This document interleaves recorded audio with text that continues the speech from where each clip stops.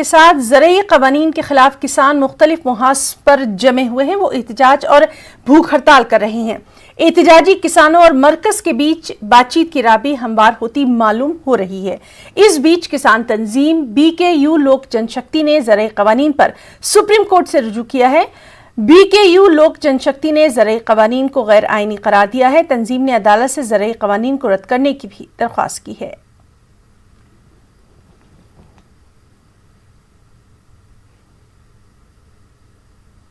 तो नाज़रीन, आपको बताएं कि ज़रूरी क़वानीन के खिलाफ किसान मुख्तलिफ मुहास पर जमे हुए हैं, एहतजाज पर अड़े हैं, भूख हड़ताल कर रहे हैं।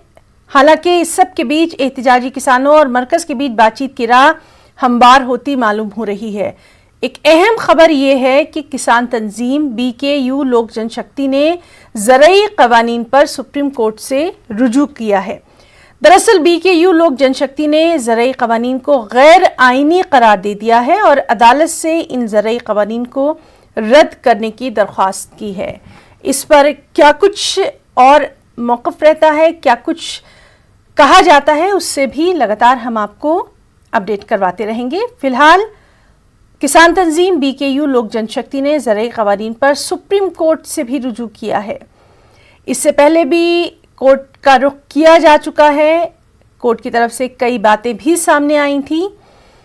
बातचीत की लगातार कोशिश की जा रही है और सियासत भी इस पर हो रही है। चलिए सीधे रुख करेंगे दिल्ली का। हमारे साथ मौजूद हैं हमारे नुमाइंदे सुशील पांडे। सुशील, आपसे जानना चाहेंगे, BKU लोक जनशक्ति ने ज़रूरी क़वानीन को गैर आईनी करार दिया है और क्या कुछ कहा है?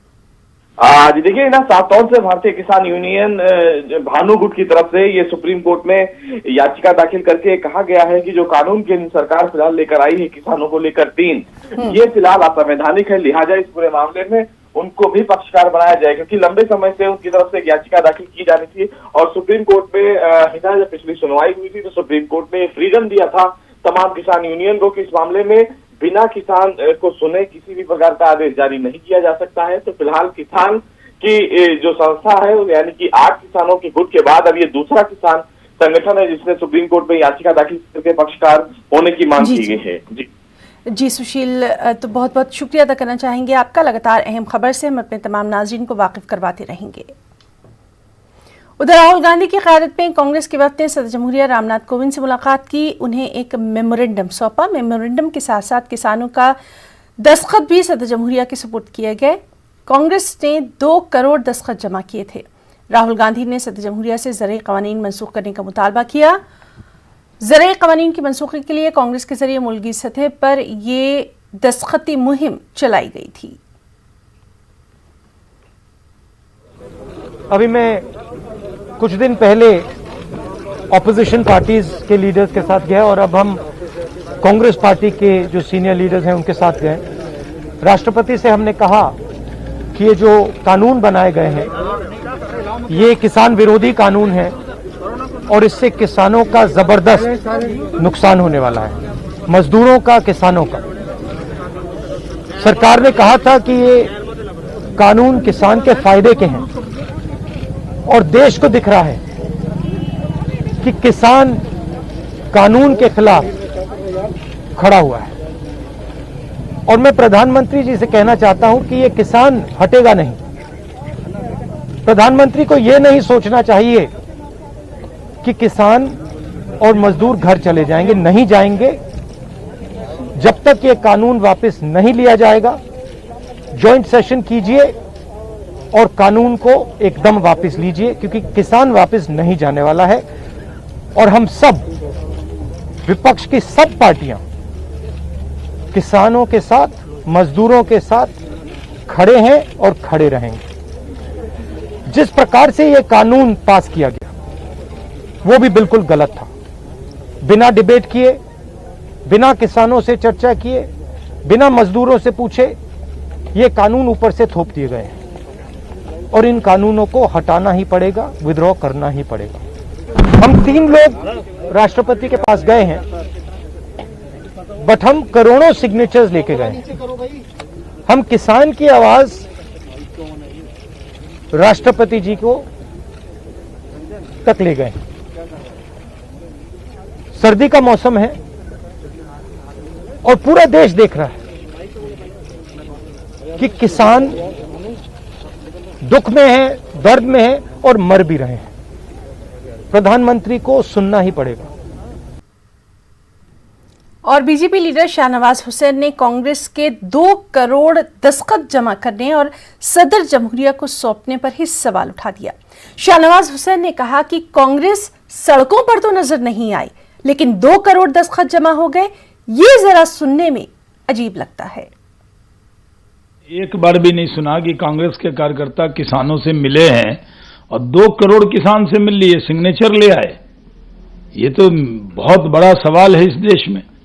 उन्होंने जिस तरह 2 करोड़ का आंकड़ा दे दिया है, कांग्रेस 2 लाख लोगों से भी पिछले दिनों में कांटेक्ट उनका नहीं हुआ है और फिर भी वो 2 करोड़ का आंकड़ा दे रहे हैं कि अपनी राजनीति के लिए किसानों के कंधों का इस्तेमाल कर रहे हैं।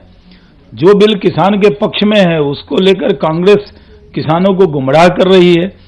साफ तौर पर हमारा मानना है कि कांग्रेस पार्टी अपनी राजनीतिक महत्वाकांक्षा को साधने के लिए किसान भाइयों के कंधे का उपयोग कर रही है और यह अब किसान भाई भी समझने लगे हैं।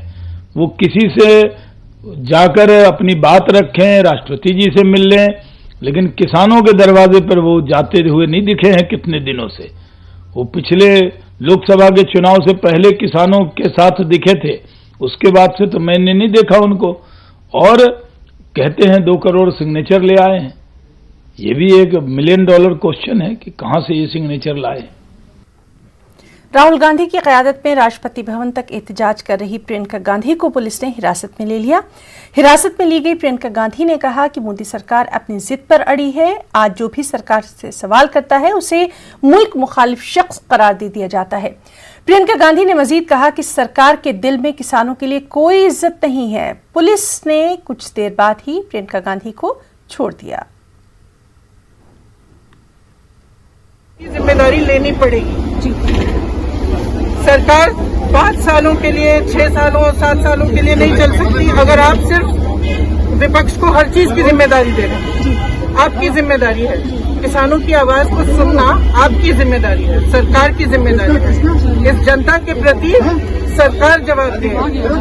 सर मेरा आखिरी सवाल है, ये पहली बार नहीं है, प्रेसिडेंट से पहले भी अपोजिशन पार्टी नहीं जीती है, ये दूसरी बार है। कोई ना कोई हल निकलेगा, आपको क्या लगता है? होपफुल हुआ देखिए, हल तब निकलेगा जब सरकार किसान की आवाज सुनेगी, तब हल निकलेगा। वज़ीर-ए-आज़म नरेंद्र मोदी ने वीडियो कॉन्फ्रेंसिंग के जरिए शांति निकेतन में वाक़ विश्व भारती यूनिवर्सिटी की 100 साला तक़रीब से खिताब किया। इस मौके पर मगरबी बंगाल के गवर्नर जगदीप धनकर और वज़ीर तालीम रमेश पोखरियाल निशंक भी मौजूद रहे। पीएम ने अपनी तकरीर में गुरुदेव रविन्द्रनाथ टैगोर से लेकर स्वामी विवेकानंद तक का जिक्र किया और कहा कि आज़ादी की तहरीक में विश्व भारती यूनिवर्सिटी की कुर्बानियां जग जाहिर हैं। उन्होंने मजीद कहा कि गुरुदेव का प्याम ही आत्मनिर्भर भारत का असास है। उन्होंने कहा कि विश्व भारती यूनिवर्सिटी मुल्क को टैगोर के ख्वाबों को पूरा करने का हौसला फराहम करती है। गुरुदेव द्वारा स्थापित विश्व भारती विश्वविद्यालय ने नई ऊर्जा दी थी। गुरुदेव ने जिस तरह भारत की संस्कृति से जोड़ते हुए, अपनी परंपराओं से जोड़ते हुए विश्व भारती को जो स्वरूप दिया, उसने राष्ट्रवाद की एक मजबूत पहचान देश के सामने रखी। साथ साथ उन्होंने विश्व बंधुत्व पर भी उतना ही जोर दिया। साथियों, वेद से विवेकानंद तक भारत के चिंतन की धारा गुरुदेव के राष्ट्रवाद के चिंतन में भी मुखर थी और ये धारा अंतर्मुखी नहीं थी। वो भारत को विश्व के अन्य देशों से अलग रखने वाली नहीं थी। उनका विजन था कि जो भारत में सर्वश्रेष्ठ है उससे विश्व को भी लाभ हो और दुनिया में अच्छा है, भारत उससे भी सीखे। आपके विश्वविद्यालय का नाम ही देखिए, विश्व भारती। मां भारती और विश्व के साथ समन्वय। गुरुदेव सर्वसमावेशी और सर्वस्पर्शी सह अस्तित्व और सहयोग के माध्यम से मानव कल्याण के बृहद लक्ष्य को लेकर चल रहे थे। विश्व भारती के लिए गुरुदेव का यही विजन आत्मनिर्भर भारत का भी सार है। खबरों में वक्त है एक छोटे से ब्रेक का। एक और अहम खबर, जम्मू कश्मीर में बारामूला के वानीगाम पाइन करेरी इलाके में एनकाउंटर चल रहा है। इलाके में 2 से 3 मिलिटेंटों की मौजूदगी हो सकती है। रिहायशी मकान में मकामी मिलिटेंट के साथ पाकिस्तानी मिलिटेंट के मौजूद होने की खबर है। फोर्सेस ने इलाके का मुहासरा कर लिया है। फायरिंग का तबादला वक्फे से जारी है। और हमारे साथ इस वक्त मौजूद हैं हमारे साथी मुनीर हुसैन। मुनीर, आपसे जानना चाहेंगे अभी क्या कुछ इसमें तफसीलात? देखिए ना, इस वक्त हम यहाँ पे मौजूद है, सुबह सवेरे से ही यहाँ पे देख रहे हैं। वक्फे से जो फायरिंग का तबादला है वो हो रहा है और बीच में वो रुक गया था। अब धमाकों की आवाज आ रही है बीच बीच में। और ये बात जो जराये से हमें खबर मिली है कि पुलिस सूत्रों से भी हमें खबर मिली है कि अंदर 2 से 3 मिलिटेंट छुपे हैं। और ये कहा जा रहा है कि अंदर जो रहायशी मकान है वहाँ हमाम बना हुआ है, उस हमाम के अंदर वो छुपे बैठे हैं। मगर उसकी तस्दीक हमें तब होगी जब वहां से फायर होगा, तब ये जरूर पता चल जाएगा अंदर मिलिटेंट छुपे हैं। मगर वहां से उस तरीके से फायरिंग नहीं हो रही है और यहाँ से ही धमाके की जो आवाज आ रही है। और पुलिस भी इसमें बता रही है कि वो हमाम के अंदर ही छुपे बैठे हैं। और उसके साथ साथ यहाँ पे डीआईजी नॉर्थ जो है वो भी यहाँ पहुंच चुके हैं, एसएसपी बारामूला पहुंच चुके हैं और इसके साथ फौज के वो 10 सेक्टर के कमांडर है वो भी इसकी निगरानी कर रहे हैं। और तीनों जो आला अफसरान जो है वो यहाँ पे पूरी तरह इस एनकाउंटर की यहाँ निगरानी कर रहे हैं और इसकी निगरानी करके वो इस पूरे इलाके को जो है मुहासरे में ले रखा गया है और सड़कें जो है उनको सील कर दिया गया है और तलाशी कार्रवाई जो है वो जारी है। मुनीर, आपसे जानना चाहेंगे, रिहायशी इलाके की बात आप कर रहे हैं, रिहायशी मकान की बात आप कर रहे हैं, किसी और जो मकामी लोग हैं उनके ताल्लुक से कोई इत्तला? जी, जो उसके आसपास जितने भी मकान थे वहां से जो भी रहायश पजीर लोग थे उनको बाज़ाब्ता बाहिफाजत वहां से पुलिस और फौज ने वहां से निकाल लिया है और उनको दूसरी जगहों पे मुंतकिल किया गया है। ताहम जितने भी इर्द गिर्द जहाँ पे एनकाउंटर है, जहाँ मकान में मिलिटेंट छुपे हैं, इसके इर्द गिर्द जितने भी रहायशी मकानात है वहां से तमाम लोगों को निकाल लिया गया है और सिर्फ टारगेट जो है वो उसी मकान के ऊपर किया जा रहा है। और उसके साथ साथ फौज ने एक बुलेट प्रूफ गाड़ी भी लाई है ताकि वो इस एनकाउंटर के मकान जो है उसके पास जाकर उसके जरिए से भी ये देखा जाएगा कि अंदर मिलिटेंट छुपे हैं और उनको वहां से या तो सरेंडर करने की बात कही जा रही है और या तो वहां से उन्हें यहाँ से न्यूट्रलाइज किया जाने की कोशिश की जा रही है। जी मुनीर, बहुत बहुत शुक्रिया आपका अदा करना चाहेंगे। बेहद अहम जानकारी आपने इस वक्त दी है और लगातार इस अहम खबर पर नजर बनी हुई है। आगे बढ़ेंगे। मजहब के नाम पर सियासत करने वालों को आंध्र प्रदेश के पुलिस जवान शेख अरशद ने सबक सिखाया है। उन्होंने तिरुमला का दर्शन करने से महरूम 58 साला खातून को अपनी पीठ पर उठाकर मंदिर तक पहुंचाया। पुलिस जवान शेख अरशद ने खातून को अपनी पीठ पर उठाकर 6 किलोमीटर का मुश्किल पहाड़ी रास्ता तय किया। इन खातून को तिब्बी इमदाद भी फराहम की गई और इसकी समाज के मुख्तलिफ गोशों से बेहद सताइश की जा रही है। आंध्र प्रदेश के डीजीपी गौतम सावंग ने भी पुलिस जवान शेख अरशद के इस नेक काम की बेहद सताइश की है। डीजीपी ने कहा कि शेख अरशद की इंसानी हमदर्दी ने महकमा पुलिस को सरबुलंदी अता कर दी है। और शेख अरशद ने अपने बयान में कहा कि इंसानियत से बढ़कर कोई मजहब नहीं। वाज़ेह है कि पुलिस जवान शेख अरशद ने पहले भी इस तरह की कई इंसानी खिदमात अंजाम दी हैं।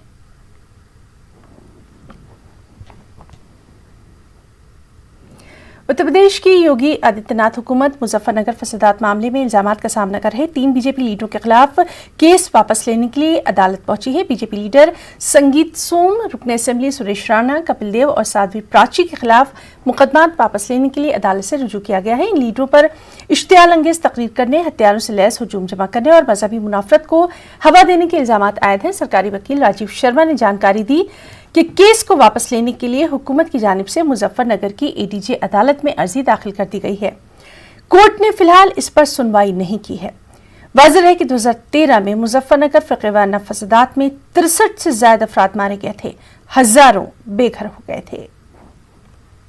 2013 में मुजफ्फरनगर में हुए दंगे के संबंध में एक मामला थाना सिखेड़ा पर पंजीकृत करा गया था, जिसमें हमारे जनप्रतिनिधि श्री संजीव बालियान, श्री भारतेंदु जी, श्री कपिल देव अग्रवाल, श्री सुरेश राणा जी, इनके विरुद्ध माननीय न्यायालय में चार्जशीट दाखिल की गई थी। यह मामला वर्तमान में कोर्ट नंबर 5 में पेंडिंग है, जिसमें शासन स्तर से मुकदमा वापस लेने की कार्रवाई की गई है।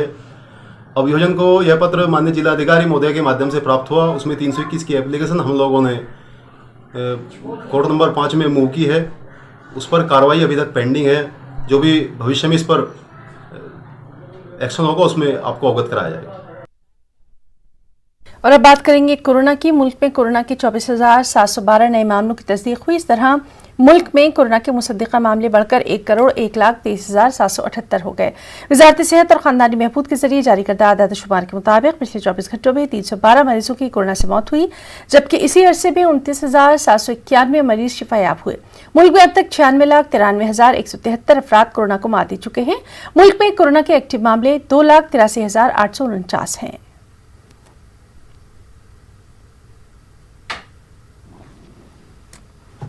और वहीं बरतानिया में कोरोना की नई किस्म पाए जाने से दुनिया भर में तशवीश की लहर देखी जा रही है। दुनिया के सभी मुमालिक एहतियाती तदबीर अपना रहे हैं। इस बीच वजारत सेहत ने कोरोना की किसी भी नई किस्म से इनकार कर दिया है। वजारत के मुताबिक अभी जीनोम सीक्वेंसिंग नहीं की गई है, इसलिए किसी नए मुश्तबा मामले की तस्दीक सिर्फ वजारत सेहत करेगी। वजारत ने वाज़ेह कर दिया कि विजयवाड़ा की एक खातून के कोरोना की नई किस्म से मुतासर होने की बात बिल्कुल झूठी है। इस एंग्लो इंडियन खातून का ताल्लुक आंध्र प्रदेश के जिला मशरक़ी गोदावरी के रामकृष्णा नगर से बताया गया है। वो 22 दिसंबर को बरतानिया से आई थी। माना जाता है कि उन्होंने कोरोना का टेस्ट करवाया था, लेकिन रिपोर्ट नहीं ली थी। एयरपोर्ट पर उनका कोरोना टेस्ट किया गया था। उन्हें क्वारंटीन में रहना था, लेकिन वो राजमंड्री पहुंच गई। यहां पुलिस और तिब्बी अमले ने उन्हें रोका और बाद में उन्हें खुसूसी वार्ड में रखा गया है।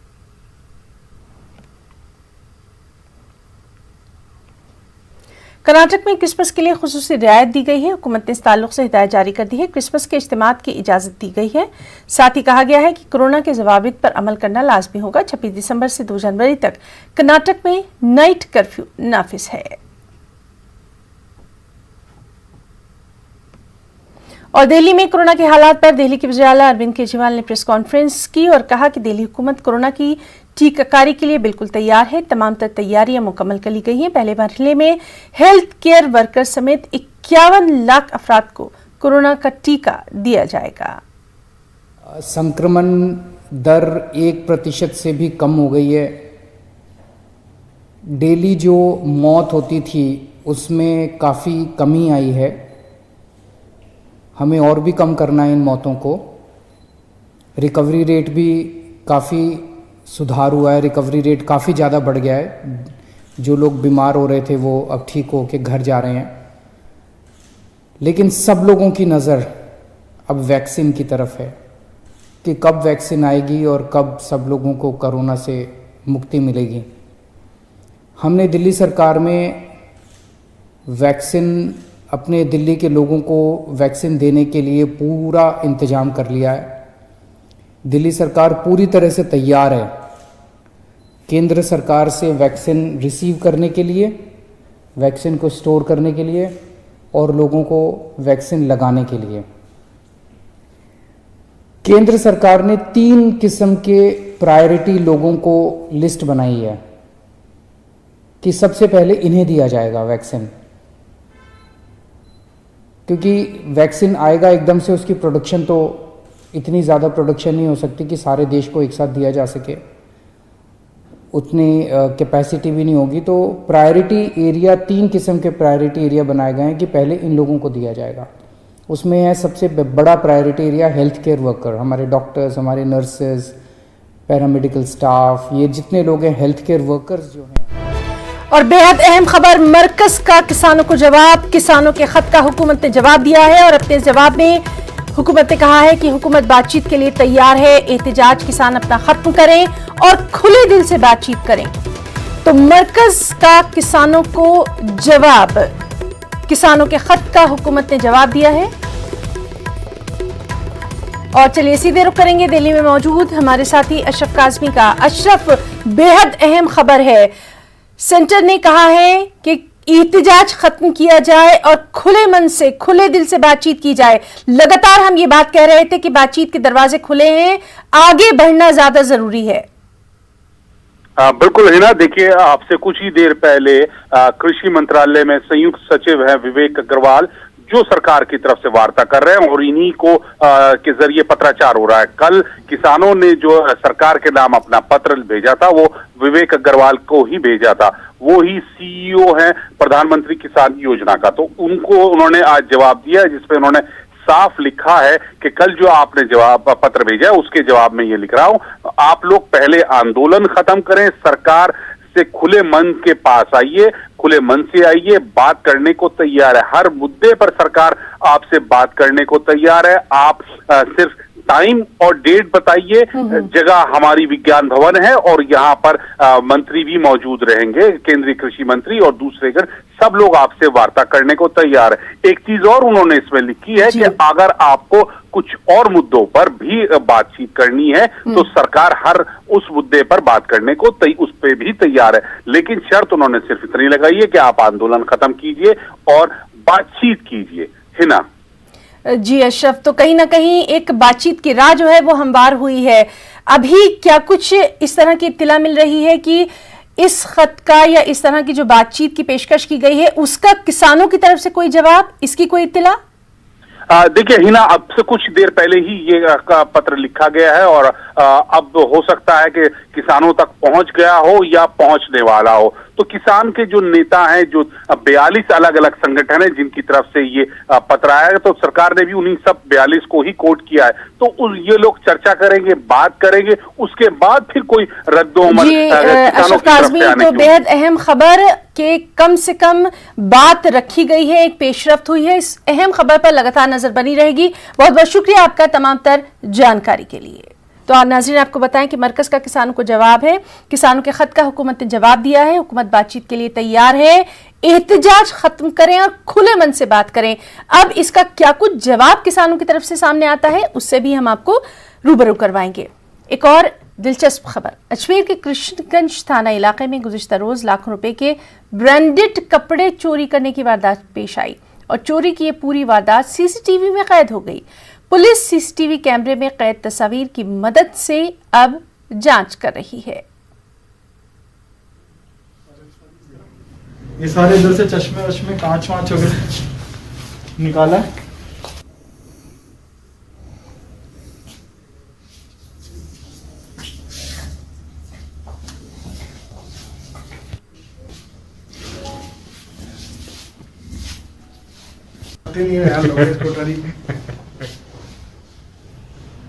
रात को 12-12:15 बजे करीब 3-4 जने आके घुसे और उन्होंने शोरूम का ताला तोड़ा। उन्होंने पहले ग्राउंड फ्लोर पे करा पर ग्राउंड फ्लोर का गेट नहीं टूटा। फिर उन्होंने ऊपर जाकर फर्स्ट फ्लोर के ऊपर करीबन 150 एक जीन्स और शर्ट्स और जैकेट्स वगैरह की उन्होंने चोरी करी। सामान इकट्ठा करके वो नीचे ले गए, नीचे ले आके उन्होंने माल गायब कर लिया।